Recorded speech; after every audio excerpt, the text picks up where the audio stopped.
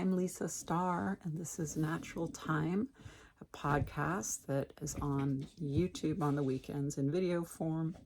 You can always catch my audio podcasts on the different platforms. It's called Natural Time, and I air Monday, Wednesday, and Friday so that you can follow along with Mayan astrology. It's an active, living, learning calendar based on and in the indigenous Mayan teachings, and they're ancient, and we've resurrected them, anglicized them, so that we understand some of their core essences and meanings and track them together here. And you can do lots on your own as well. I'm just like a tether, an anchor to keep you going.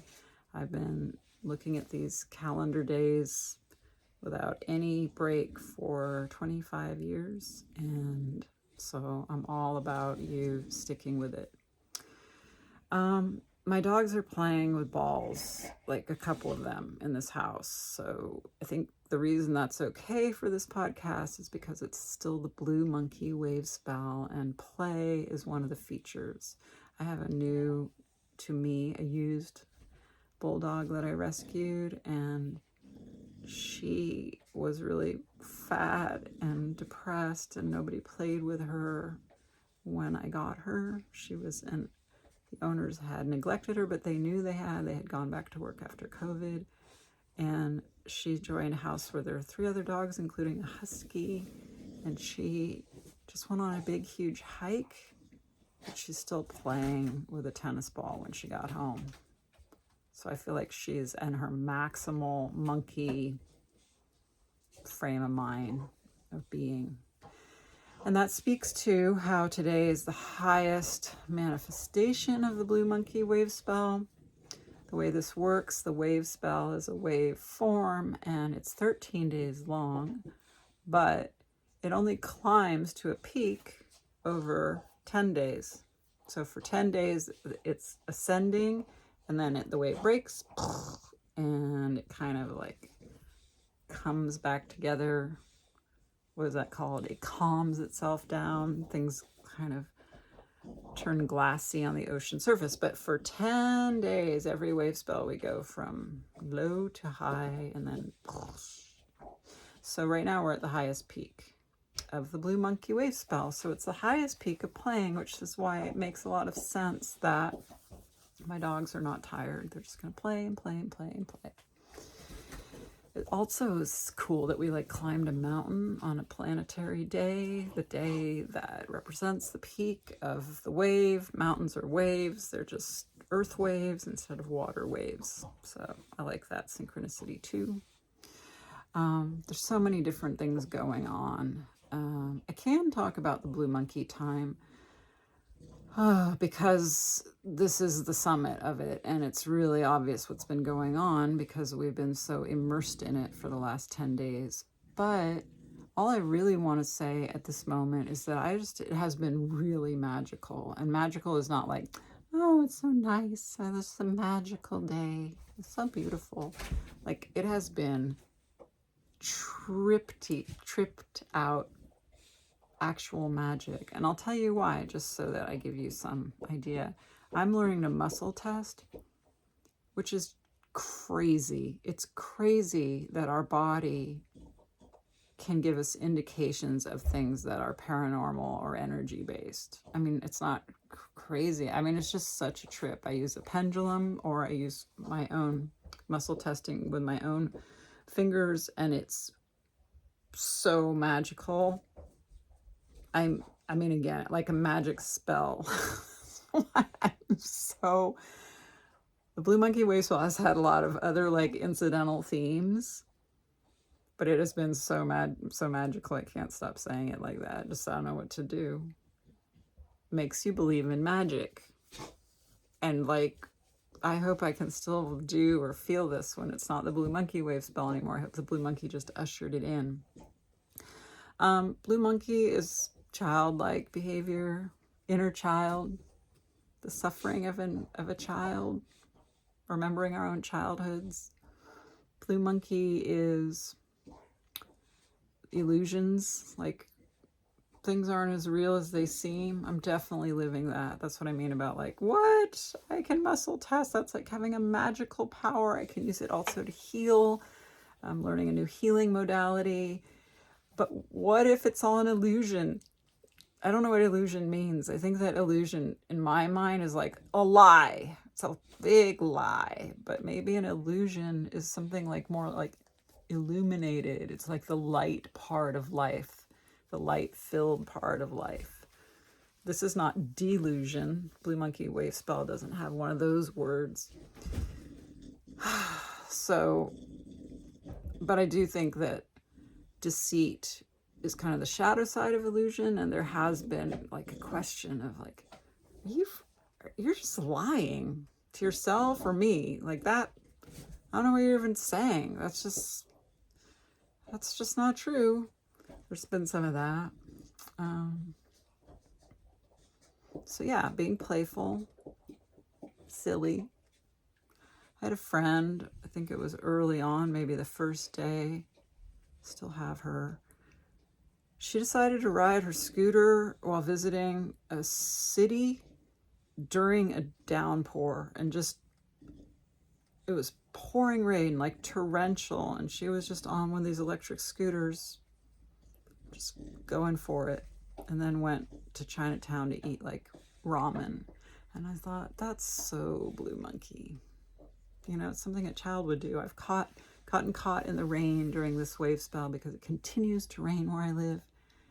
And I end up being like, I don't really care. I mean, I don't care. And also I substitute taught for some first graders in this wave spell. And they had like rain suits that hang up outside their classrooms so that when it's raining, they still do all the same things. They're just in their little jumpsuits. They look like they could be building a bridge, you know, with boots and strapped on overalls made out of rubber and little hood. I mean, it was so cute, and they can't stop them. So that play, that childlike innocence, that lack of feeling persecuted, yeah, it's pretty cool. Nonetheless, even though this wave spell is so magical, it is ending, and tomorrow when the wave breaks, on the 11th day of every wave spell, the wave breaks. And that is sort of the relinquishing of Blue Monkey's supremacy for this time. Like the tribe gets 10 days of climbing wave and ascent, its own energy being the thing that we pay the most attention to. But then when the wave breaks, it's released. Doesn't mean we don't still have it. It's just not something we can hold on to, or, you know, this mountain is intractable. It's a water mountain, and every mountain is in motion, even if it's made of granite. Every mountain is a wave peak. So when the watery wave peak of a wave spell can't climb any higher because gravity is pushing against it, continuing to grow, when that happens, then it's time to fall back to earth. And Blue Monkey is no longer the thing we're gazing at or, you know, fully engaged with. But the Blue Monkey wave spell continues a little longer, a few days, and we still feel the gestalt of our Blue Monkey experience or journey until the very end. So just to be clear, the wave will break tomorrow. It breaks in the opposite energy from Blue Monkey. Every tribe has an opposite tribe. It's opposite and balancing. And it's always, the day the wave breaks is always this opposite and balancing energy of the tribe. So for 10 days we have Blue Monkey. And then on the 11th day, it's red spectral dragon. And it's kind of like Mom Comes Home, like in Cat in the Hat. So the Cat in the Hat is creating mayhem. Even the kids are concerned and acting adult. So it's all this childlike, devil may care.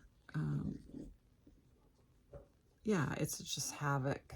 And then you see Mom's shoe like through the living room window in that storybook. And that's how I feel about Red Dragon tomorrow, Red Spectral Dragon. Just like, okay, kids have ruled the rules, but because red dragon represents the divine mother, it's like a return of the mother's presence. And that won't just mean an overseer against play. It means switching from kind of like free play to nurturing. You know, you've had a full experience of expression, and now let's take you into the great mother's lap and let you rest. And I think that might happen for some of us. Like, oh, okay, that was exotic. Now I am sleepy. Great. I don't want to talk more about Blue Monkey. Has been magical though. Just stunning. Yeah, the other thing to do is sort of anticipate the future. And the way this will work is like there'll be a spectral day where red dragon, the mother energy, comes in, and then there'll be a day where we kind of feel everything coalesce and calm down.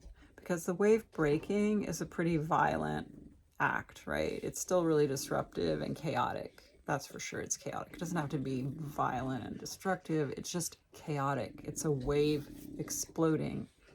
And then the day after that is called the crystal day, and it'll be white crystal wind. And crystal days are about things calming down and resolving. So a wave is a form of tension that finally explodes, like,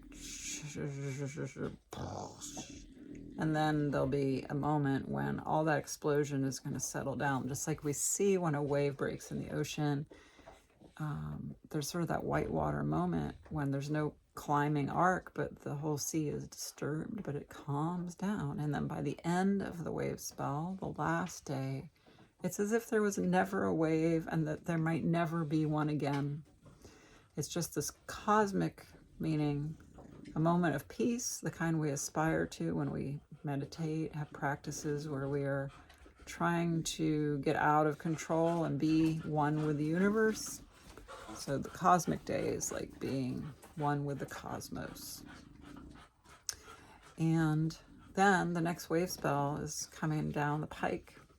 If you're just a person who sees this video once a week and doesn't join the other part of the podcast that's on audio, then I want to let you know that coming up after the Blue Monkey wave spell is the Yellow Seed wave spell. And it is special because it has 10 portal days in it. There are 2 different wave spells within the Tzolk'in that have these 10-day portal runs. One is Red Serpent, and then the other is Yellow Seed. So we're starting a new wave spell, and we're also kind of going into this frequency where portals mean that there are suddenly openings where there has been blockage, and we have to go through them. It's got some vacuum suckage to it. Like, what? I just got pulled through the portal. There's not really any decision you can make against growing and learning in the portal days. The other thing I want to point out is that today is the last day of the central column of the Tzolk'in. If you've not seen a picture of the Tzolk'in, and you certainly can Google that, Tzolkin, it is essentially a grid of, to me it looks a little bit like a multiplication grid. It has that many kind of rows and little squares, but it is 20 squares down from top to bottom, and there'll be 13 rows of 20. So that's 260 days, and the Tzolk'in is 260-day count. So there are 13 columns of 20 days each. The 20 days represent the 20 tribes. So we are finishing the 7th column of 13, which means it's the central one. There's 6 on either side, and then this column is the central one. I am laughing about how I've just had another dog join, and she's chewing on something that kind of squeaks and hisses. And she sounds really slobbery. This is Blue Monkey. Stay with me. It's so thematic. But the mystic column is what we call the central column, and it's like the spine or the chakra column of the Tzolk'in. So it's a pretty rarefied time in the center, and we just have completed it.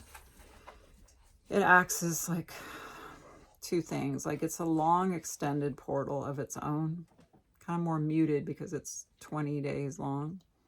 And it is also really an important opportunity, if you feel it, if you take it, to connect to divinity the same way we do if we, believe in and align our chakras with something, greater than ourselves in heaven and something greater than ourselves below in the center of earth, when we consider our chakras or our own, vertical form to be a bridge between heaven and earth, not like the most consequential bridge, but that we want to feel heaven and earth meet in our body and course the energy from each part of existence through us. That is what the mystic column is good for, and I have been redirected to that exact kind of work in this time. Meditation practice where I'm balancing my chakras and recognizing that I do need to pull energy from the earth and the sun or the sky or the spirit world. Gold light is how I was taught. So it's been really, really restorative to be in the mystic column, and then it's ending and we switch right into, we get a few days rest, and then we switch right into the portal run. And I will be back here, I think, before the portals start, or roughly around when they do, so they don't have to invest a lot of anticipation. Now, sometimes I like to storytell. In the podcast, it's easier because I can't see myself talking, but right now I just want to reflect a little bit on a couple of things that came up for Blue Monkey, the wave spell. One is, oddly enough, I think this sounds a little odd, my father, who's 82, and I just started this week a little counseling process. It is not as if we fully have to review our father-daughter relationship. I thought of it as an opportunity. He is getting older and he is acting more childlike, to try to work through a few lingering pieces of the dynamic that was really fraught for us. But I just think it's very fitting. We've been trying to get this thing going. We had a counselor that got really ill, almost seemed like we'd never hear from her again. So we waited for her through her hospitalization and everything, and then ended up not working with her. But it's taken months to line this up, and I think there's something really poignant about it being in the Blue Monkey wave spell, because part of what I'm advocating with my dad is just that my childhood wasn't safe. And it's not to punish or blame, certainly not to blame him. It's more to point out that I was at risk and he didn't recognize it, and didn't really rescue me. So it's too late now. I had to rescue myself, but wanting to review that, I think, is a really intense part of Blue Monkey, because if it's childhood, it can be remembering a childhood that wasn't playful or light-hearted or safe. So I don't know if you can relate to anything like that for this time we've been in. Yeah, I just can't get over the magic part. I'm going to let you know if I can still muscle test when it's not Blue Monkey. I'm trying to make these podcasts on YouTube for beginners, and I'm also trying to make them not ephemeral, something that could be listened to down the road. But I think whether you're listening in present time or in the future, you need to just understand one thing that happened in the Gregorian count of the last part of February and the early part of March 2024, is that we had a leap day, which means we added a day to February, which happens every 4 years, in order to rectify that the Earth's orbit around the sun is not 364 days, it's 364 and a quarter days for the Earth to revolve around the sun. So we have to add a day every 4 years. But the Zolkin and natural time doesn't add any days. We don't do that. We don't do leap day. So it's in opposition, because we had a day that we just said, well, it's not anything. We just kind of hold. So the day before Leap Day, February 28th, was Blue Magnetic Monkey. And then February 29th wasn't anything. It should have been Yellow Lunar Human, which comes next after Blue Magnetic Monkey, but it wasn't. It was described as just like more Blue Magnetic Monkey, or just forget about it, vacation day. But my body is designed, and my spirit, to be in rhythm with this calendar. Like I said, 25 years. It felt like Yellow Lunar Human the day that we weren't going to name or count. And so I just have to mention that because I've been hiding that from the video part of my podcast. But it was unreal to, and that's part of the Blue Monkey, like illusion and delusion. You know, this doesn't make any sense, but the whole calendar that we follow here, per Jose Arguelles, who was a Blue Monkey, who brought us this language of things like play, illusion, and magic.